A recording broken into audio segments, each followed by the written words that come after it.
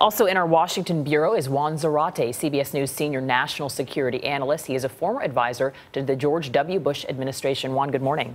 Good morning, Vanita. So we just heard from the president there. It's interesting because he has been very vocal, saying we will not engage without a concrete plan from the prime minister. What really are the options right now? Well, the options are limited, Vanita. You have no footprint on the ground. The military options immediately are not present. And so the president is talking about a political solution.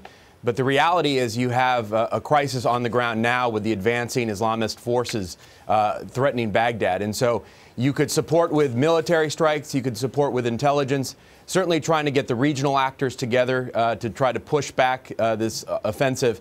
But for the United States at this stage, the options are limited.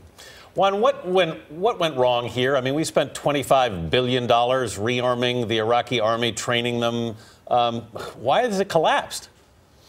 Well, this is a crisis years in the making, unfortunately, Anthony, because you've had sectarianism creeping into not just the politics, but into the military of Iraq, a loss of faith and confidence in the military by the population, in particular the Sunnis.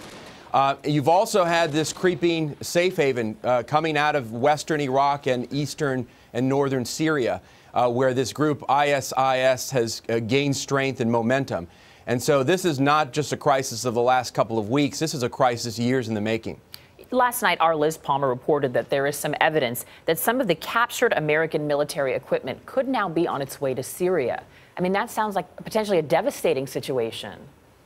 This is a regional conflict and problem. Certainly, the sectarianism here can cause a conflagration in the region between Sunnis and Shia. This group, ISIS, views this as a regional conflict. They don't recognize the border between Syria and Iraq. And so certainly they're going to use the safe haven that they have now in western and northern Iraq and in eastern Syria to advance their interests in both countries. Juan, what do you think ultimately is at stake here for the U.S., and what is the president weighing, given that? Well, there's some major issues at stake, Anthony. You have the potential implosion of Iraq itself, perhaps a split up of the country into 3 or 4 parts. You have potential sectarian warfare, not just in Iraq, but in the region.